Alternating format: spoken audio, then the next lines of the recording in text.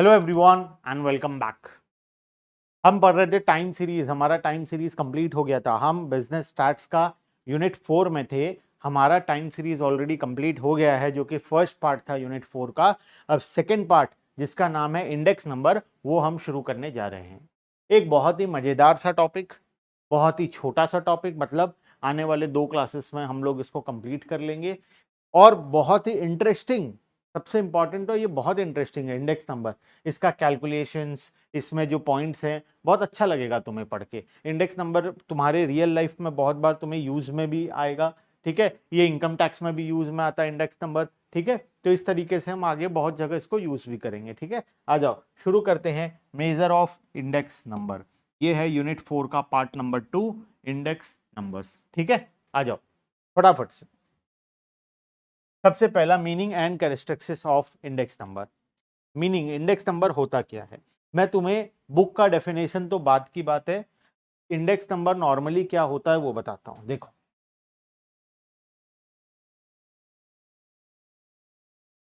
2010 में और 2020 मैं ये 2 ईयर को आपस में कंपेयर करना चाहता हूं, 2010 को 2020 के साथ। ठीक है, मेरे साथ साथ चलेंगे, ध्यान से सुनेंगे मैं क्या बोल रहा हूं। उसके साथ तुम्हें पूरा इंडेक्स नंबर 100% क्लैरिटी के साथ समझ में आ जाएगा। ठीक है, 2010 है, 2020 है। मान लो कोई एक प्रोडक्ट है, प्रोडक्ट ए। इसका प्राइस ये एज इट इज है, 2010 में जैसे मिलता था आज भी वैसे ही मिलता है। इसका शेप, साइज, कलर, टेस्ट सब कुछ सेम है। 2010 में जैसा था आज भी ये एज इट इज मिलता है। ठीक है, 2010 में इसका प्राइस हुआ करता था 100 रुपए।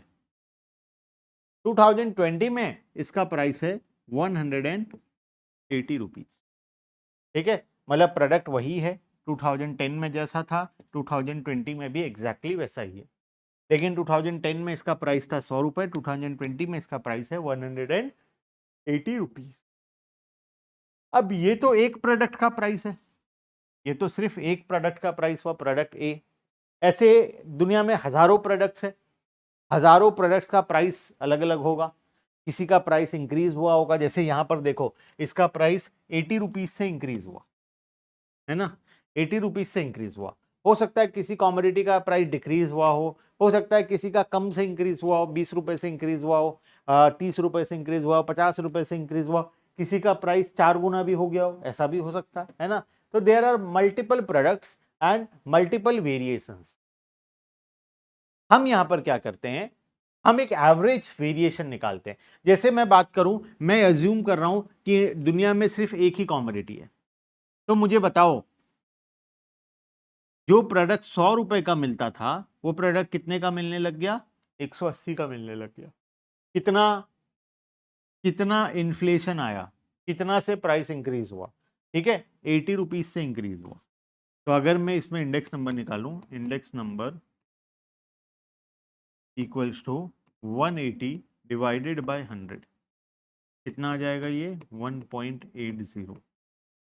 1.80, इसका मतलब है जो कॉमोडिटी बेस ईयर में, ये जो 2010 है, this is my base year and this is my current year.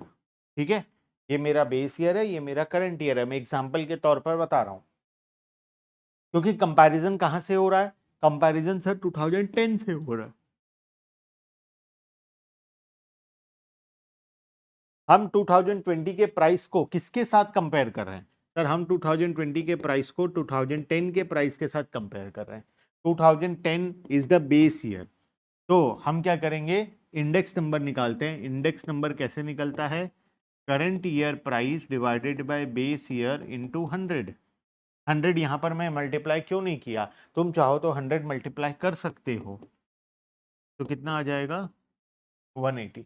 इसका मतलब है जो प्रोडक्ट बेस ईयर में 100 रुपए का मिलता था, वो प्रोडक्ट करंट ईयर में 180 रुपए का मिलता है। या फिर 1.8 का मतलब है जो प्रोडक्ट बेस ईयर में 1 रुपए का मिलता था, या जो प्रोडक्ट बेस ईयर में जिस भी प्राइस पर मिलता था, करंट ईयर में वो उसके 1.8 टाइम्स पर मिलता है।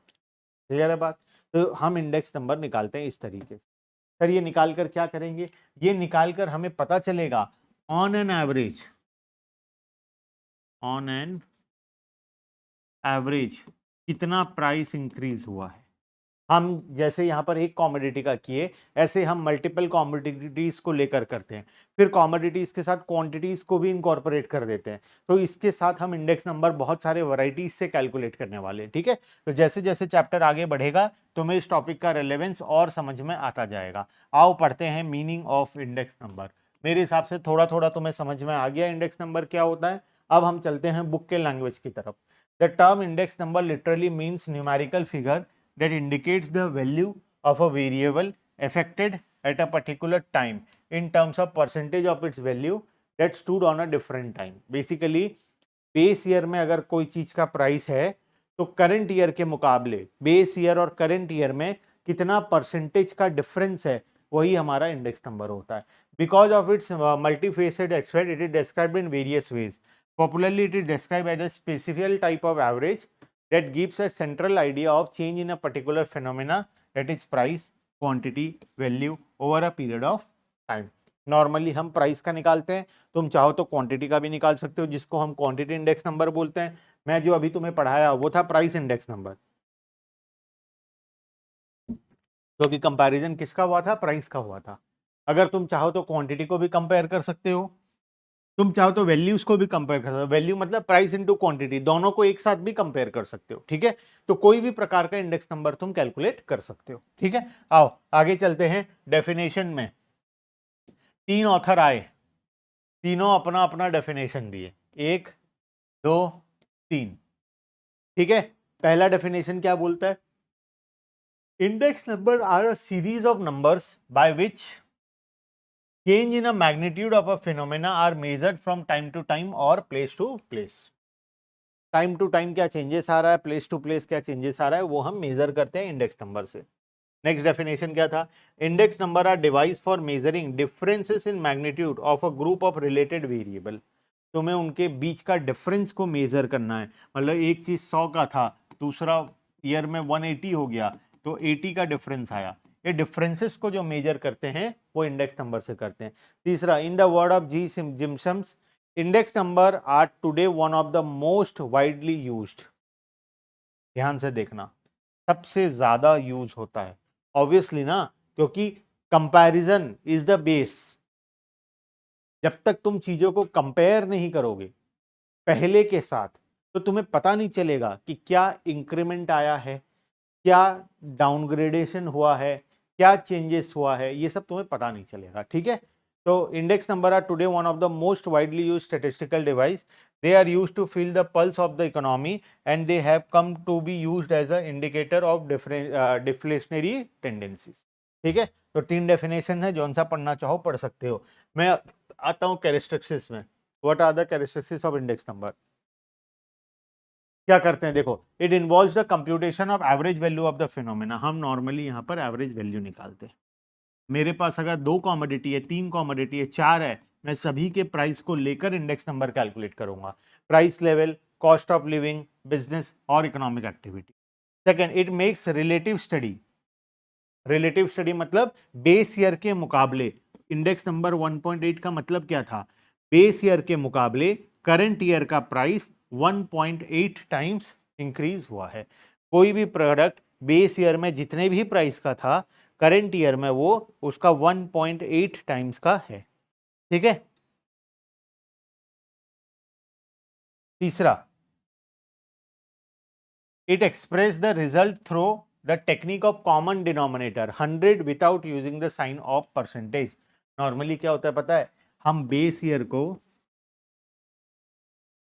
100 ले लेते हैं। जैसे हम जब इंडेक्स नंबर कैलकुलेट करेंगे, इनकम टैक्स में भी जो इंडेक्स नंबर होता है वो 2001 को उन्होंने क्या लिया है? 100 लिया है। नॉर्मली बेस ईयर को, एक ये आदत है लोगों का, ठीक है, ऐसा कोई जरूरी नहीं है कि बेस ईयर को तुम 100 ही लो, लेकिन नॉर्मली क्या किया जाता है इंडेक्स नंबर में, बेस ईयर को हमेशा 100 लिया जाता है। तो वही है कि बेस 100 के साथ हम लोग कंपेरिजन करते हैं। ठीक है, next point number 4, it measures changes in phenomena, price level, volume level, value level, crime level, which are not capable of direct measurement. जिस चीज को हम डायरेक्टली मेजर नहीं कर सकते उसको हम प्राइस इंडेक्स के थ्रू या इंडेक्स नंबर के थ्रू मेजर करते हैं. It makes comparative study of the phenomena over different time और प्लेसेस. नॉर्मली यहाँ पर कंपैरेटिव स्टडी होता है. जैसे हम बात किए 2010 और 2020, हम दोनों को आपस में कंपेयर करके 1.8 वैल्यू फाइंड आउट किए थे. ठीक है. Next, different uses of index number. Again एक थियोरेटिकल क्वेश्चन है. ठीक है, इंपॉर्टेंट है, थियोरेटिकल क्वेश्चन है.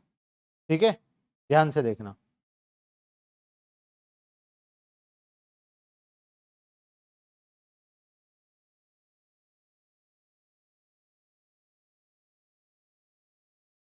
Different uses of index number. मैंने जो अभी कैरेक्टरिस्टिक्स पढ़ाया, मीनिंग पढ़ाया, different uses of index number, ये एग्जाम में एक थियोरेटिकल क्वेश्चन है.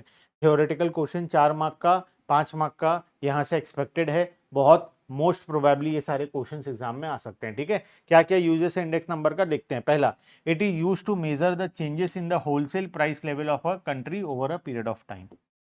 होलसेल प्राइस लेवल को चेंज करने के लिए काम आता है. Next, it is use to measure the changes in cost of living. लोगों का कॉस्ट ऑफ लिविंग को मेजर करने के लिए. 2010 में अगर कोई प्रोडक्ट 100 रुपए का था और आज वो 180 रुपए का है, तो नॉर्मली कितने परसेंटेज का इंक्रीमेंट आया है सर? नॉर्मली सर हर प्रोडक्ट में 80% का इंक्रीमेंट आया है. नॉर्मली हर प्रोडक्ट में 80% का इंक्रीमेंट आया है. तो मेरा कॉस्ट ऑफ लिविंग भी ऑब्वियस सा बात है, ऑन एन एवरेज 80% से इंक्रीज हो जाएगा, है ना. अगर मेरा घर का खर्चा 2010 में 1000 रुपए होता था, तो आज कितना होने लगेगा सर? 1800 रुपए होने लगेगा. 80% का इंक्रीमेंट तो आ ही सकता है. ठीक है. It is use to measure the changes in cost of living of certain section of the people living in certain locality. ठीक है. Next, it is very much used by government agencies. Government हर जगह इसको use करता है to formulate policies on different matters. नए नए policies बनाने के लिए, जैसे fixation of dearness allowance. Employees लोगों को जो डियरनेस अलाउंस दिया जाता है, डियरनेस अलाउंस मतलब महंगाई भरता. जो एम्प्लॉयज लोगों को सैलरी मिलता है, सैलरी के साथ उनको डियरनेस अलाउंस मिलता है. डियरनेस अलाउंस मतलब जो इकोनॉमी में महंगाई बढ़ रहा है, उस महंगाई को कंपेंसेट करने के लिए उनको डियरनेस अलाउंस दिया जाता है. ठीक है. तो डियरनेस अलाउंस को मेजर करने के लिए यूज किया जाता है to do away with the unpleasant and unhealthy situations like strike, lockout etcetera. It is extensively used by the economics. Economics वाले यूज़ करते हैं, सोशोलॉजिस्ट वाले यूज़ करते हैं, साइकोलॉजिस्ट वाले यूज़ करते हैं, फिजिशियंस यूज़ करते हैं, एजुकेशनलिस्ट यूज़ करते हैं, as well in the evaluation of various conditions of life. Point number 5, it is use in studying the general trend of a time series. हमें जनरल ट्रेंड को समझने के लिए, and forecasting the future event near by. तुम बताओ 2010 2020, अगर कोई product यहाँ पर 100 का था, यहाँ पर 200 का है, तो बताओ 2030 में क्या होगा? कोई भविष्यवाणी कर सकता है? कोई भविष्यवाणी कर सकता है? कर सकते हो तो बताओ क्या होगा? तुम बताओ क्या होगा सर? हमें लगता है सर, ये हमें लगता है सर 300 होना चाहिए. कैसे पता चला 300 होना चाहिए सर? यहाँ से यहाँ का इंक्रीमेंट 100 का था, यहाँ से यहाँ का इंक्रीमेंट 100 का है. मैं बोलूँ 400 होना चाहिए, यहाँ से यहाँ डबल हुआ था नहीं हुआ था? तो यहाँ से यहाँ में भी क्या होना चाहिए? तो उस हिसाब से तो ये कितना होना चाहिए? 400, है ना. तो हम इंडेक्स नंबर को यहाँ यूज करते हैं ताकि हम इस तरीके का प्रिडिक्शन कर सकें कि आने वाले दिनों में क्या होने वाला है. क्लियर है बात? ठीक है. तुम एब्सोल्यूट चेंज को देखोगे तो 100 से इंक्रीमेंट हुआ तो 300 होना चाहिए. लेकिन अगर परसेंटेज चेंज को देखोगे तो यहाँ से यहाँ डबल हुआ था, तो यहाँ से यहाँ फिर से डबल होना चाहिए, तो 400 होना चाहिए. क्लियर है बात? ठीक है, चले आगे. हाँ sir. Point number 6, it is use in computing the real wages through the process of deflating and determining the purchasing power of money thereby. Normally क्या होता है? Real wages and nominal wages होता है. रियल एंड नॉमिनल दो चीज होता है. Real होता है जो तुम्हारा एक्चुअल वेज है, ठीक है, उसको हम रियल वेजेस बोलते हैं। और नॉमिनल क्या होता है? नॉमिनल होता है जो तुम इन्फ्लेशन से जो एडजस्टेड नहीं होता, जो इन्फ्लेशन एडजस्टेड नहीं होता है, जो इन्फ्लेशन एडजस्टेड नहीं होता है उसको हम क्या बोलते हैं? नॉमिनल बोलते हैं। नॉर्मली अगर मैं तुम्हें बोलूं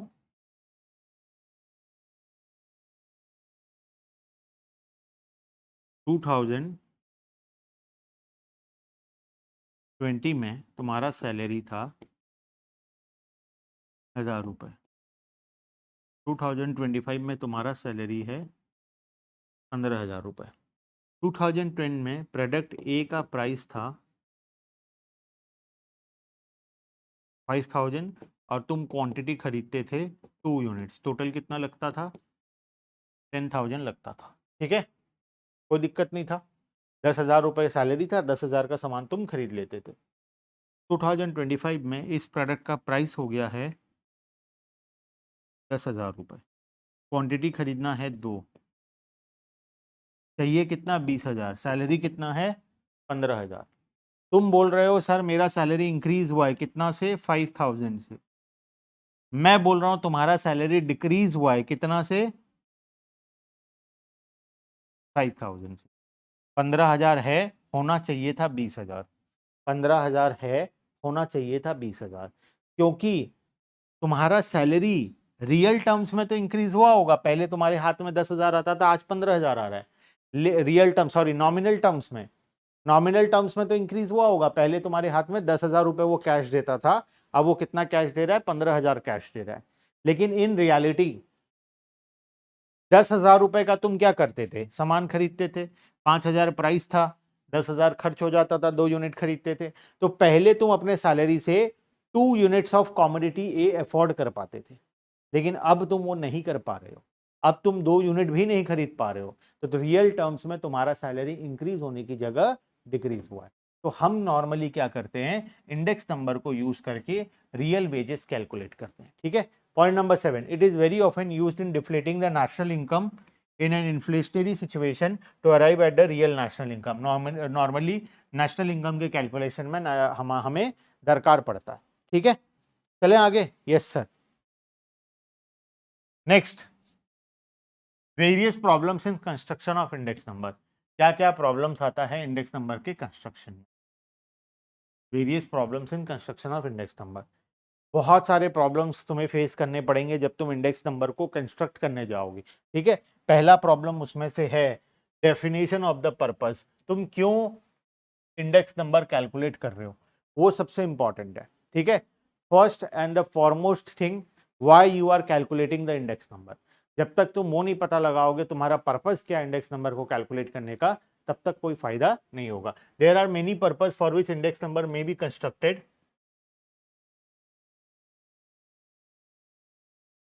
जिसमें से पहला रीजन है the purpose may be to measure the general price level change in the country or it may be to measure the change in cost of living। हम किस लिए कर रहे हैं पहले वो पता लगाना जरूरी है, उसके अकॉर्डिंग हम अप्रोप्रिएट मेथड को सिलेक्ट करेंगे और कैलकुलेशन करेंगे। Second, selection of the base year. जैसे हमारे एग्जाम्पल में हमने 2010 और 2020 को कंपेयर किया। मैं 2010 के साथ क्यों कंपेयर किया? 2010 में 100 था, 2020 में कितना हो गया? 200 हो गया। तो मैंने जो कंपैरिजन शुरू किया वो 2010 के साथ किया। लेकिन क्यों? मैं 2011 भी तो ले सकता था, 2008 भी तो ले सकता था, मैं चाहता तो कुछ भी ले सकता था। यही तो इंपॉर्टेंट है, बेस ईयर। क्योंकि जिस चीज से तुम अपने आप को कंपेयर कर रहे हो, जिस चीज से तुम अपने आप को कंपेयर कर रहे हो, वो एक नॉर्मल ईयर होना चाहिए। अगर मानो मैं अपने आप को कोविड ईयर से कंपेयर करूं, आज मेरा इनकम है मान लो 50 लाख रुपए महीने का, साल का, सॉरी साल का मान लो 50 लाख रुपए इनकम है, और मैं अपने आप को कंपेयर कर रहा हूं 2020 से, जब कोविड आया था। कोविड में मेरा इनकम था 1 लाख रुपए, मैं बोल रहा हूं मेरा इनकम 50 टाइम्स बढ़ गया, 50 टाइम्स। नॉर्मली मेरा इनकम 50 लाख ही होता था, उससे पहले भी उसके बाद भी। कोविड ईयर एक एक्सेप्शनल ईयर था जहां पर मेरा इनकम बंद हो गया था और मैं लाख रुपए कमाया था सिर्फ, और मैं इसी चिल्ला रहा हूं कि 5 सालों में मेरा इनकम 50 गुना हो गया, 50 गुना। क्या ये सही है? नहीं, क्योंकि जिस बेस ईयर को तुमने सिलेक्ट किया है वो कोविड ईयर था, वो एक एक्सेप्शनल ईयर था, तो वो गलत है। ठीक है, तो बेस ईयर का सिलेक्शन अप्रोप्रिएट होना बहुत जरूरी है। क्लियर है बात? तो सेकंड प्रॉब्लम आएगा selection of the base year, कौन से ईयर के साथ अपने आप को तुम कंपेयर करोगे। ठीक है, next selection of the item and their varieties. दुनिया में बहुत सारे आइटम्स हैं, मैं प्रोडक्ट ए बी सी कौन सा प्रोडक्ट लूं? एप्पल का प्राइस देखो, चॉकलेट का प्राइस देखो, दाल चावल का प्राइस देखो, फर्नीचर का प्राइस को कंपेयर करूं, एसी का प्राइस को कंपेयर करूं, फ्रिज टीवी, किस चीज के प्राइस को कंपेयर करूं?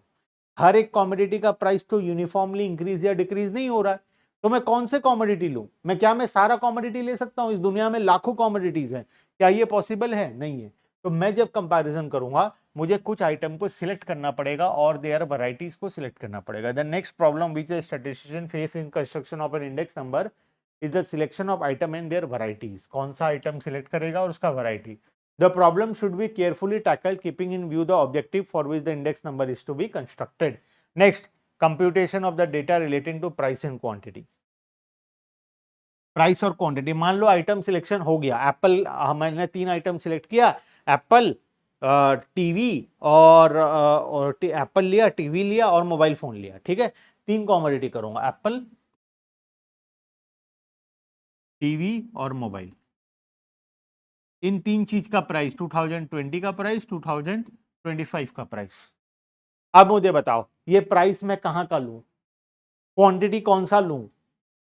बरगढ़ का लूं, उड़ीसा का लूं, छत्तीसगढ़ का लूं, दिल्ली का लूं, कौन से इंसान का लूं? अपना लूं, पूरे फैमिली का लूं, पूरे उड़ीसा का लूं, पूरे इंडिया का लूं, किसका लूं? कौन सा क्वांटिटी लूं? कौन से लोकेशन का, कौन से पर्सन का? ये अब प्रॉब्लम आएगा। आइटम तो सिलेक्ट हो गया, लेकिन अब प्राइस और क्वांटिटी कौन सा लेना है, ये प्रॉब्लम क्रिएट करेगा। प्राइस हर जगह अलग अलग है, हर पर्सन का क्वांटिटी अलग अलग है। ठीक है, तो हमें केयरफुली उसको भी डिसाइड करना पड़ेगा। The data relating two quantities and price of certain article are the raw material used in the construction of index number. The accuracy and credibility of the index number depends very much on the relevance and credibility of the data, that is quantity and price collected for the purpose. मुझे carefully ये सभी चीजों को ध्यान से choose करना पड़ेगा। Point number 5, assignment of weight. देखो हर चीज हमारे जीवन में इक्वली इंपॉर्टेंट नहीं होता। एप्पल मेरे लिए ज्यादा इंपॉर्टेंट हो सकता है, टीवी मेरे लिए लीस्ट इंपॉर्टेंट हो सकता है, मोबाइल फोन मेरे लिए टीवी के मुकाबले ज्यादा इंपॉर्टेंट, एप्पल के मुकाबले कम इंपॉर्टेंट हो सकता है। तो हर कॉमोडिटी का जो इंपॉर्टेंस है वो अलग अलग है, हर कॉमोडिटी का प्राइस अलग अलग है, हर कॉमोडिटी का कंजम्पशन अलग अलग है। ठीक है, तो हम क्या करते हैं, हर कॉमोडिटी को अलग अलग वेट से साइन करते हैं ताकि हम वेटेड एवरेज निकाल सकें। ठीक है, नॉर्मल एवरेज की जगह वेटेड एवरेज निकालें। The next problem which a statistician face in construction of an index number is the assignment of different weight to different item included in the index number which are never of equal importance. Apple का importance, rice का importance, TV का importance, fridge का importance, mobile का importance, सबका importance हमारे जीवन में अलग अलग है, सभी का क्वांटिटी कंजम्पशन अलग अलग है। तो क्या मैं सबको इक्वल इंपॉर्टेंस दे सकता हूं कैलकुलेशन के टाइम पर? Obviously not. किसी का इंपॉर्टेंस ज़्यादा होगा, किसी का और ज़्यादा होगा, किसी का बहुत कम होगा, किसी का ना के बराबर होगा और किसी का मीडियम में होगा। ऐसा हो सकता है ना? The different weights are to be assigned to different item in order that the index number may be prove relevant and purposeful. Next point number 6, selection of suitable method of averaging. अब तुम्हें एक suitable method निकालना पड़ेगा। ये सब तो हो गया, इतना सारा प्रॉब्लम्स को सॉल्व करके हम सबको सिलेक्ट तो कर लिए, लेकिन अब कौन सा मेथड लगाएं? अरिथमेटिक मीन लगाएं, ज्योमेट्रिक मीन लगाएं, हार्मोनिक मीन लगाएं, मीडियन लगाएं, मोड लगाएं, कौन सा मेथड लगाएं? In measure of central tendency it is observed that there are various method. Here we observe that index number is mean to give an indication of average value of a changed phenomena with reference to the value of the base period. Clear है? अच्छा, index number में भी बहुत सारा method है, price index, quantity index, उसके बाद quantity index में हम लैस्पर्स मेथड, पाश्चे मेथड, फिशर मेथड और बहुत सारे मेथड पढ़ेंगे। तो कब कौन सा मेथड लगाना है ये भी एक बहुत बड़ा प्रॉब्लम है। चॉइस ऑफ एप्रोप्रिएट फॉर्मूला, जो कि हम अभी बात किए। फॉर्मूला कौन सा लगाएंगे? बहुत सारे फॉर्मूलाज पढ़ेंगे हम, करीबन करीबन 8-9 फॉर्मूलाज पढ़ने वाले हैं। ठीक है, हमारे सिलेबस में 8-9 है। वैसे तो 25 फॉर्मूला से ज्यादा है इंडेक्स नंबर में, हमारे सिलेबस में 8-9 फॉर्मूलाज हैं, हम ये 8-9 पढ़ेंगे। तो हम कौन सा लगाएं, कब कौन सा यूज करना है, ये सबसे बड़ा प्रॉब्लम है। There are various formula propounded by various author for construction of an index number, but all such formula are not suitable for application in all the cases of constructing an index number. Thus, a statistician has to very carefully select the formula. कौन सा formula कब लगाना है वो हमें select करना पड़ेगा, ताकि हमारा जो पर्पज ऑफ स्टडी है वो पूरा कंप्लीटली काम आ पाए। क्लियर है बात? तो यहां तक मेरे हिसाब से सबको क्लियर है। Meaning, definition, characteristics, usefulness of index number, कहाँ इंडेक्स नंबर यूज होता है, और problems in constructing the index number. अब आगे नेक्स्ट क्लास से हम कुछ प्रैक्टिकल पोर्शंस में कवर करेंगे, हम न्यूमेरिकल क्वेश्चंस भी करेंगे, फॉर्मूलाज के बारे में भी नेक्स्ट क्लास में हम पढ़ेंगे। ठीक है, चलो आज के लिए इतना ही। Bye bye everyone and thank you.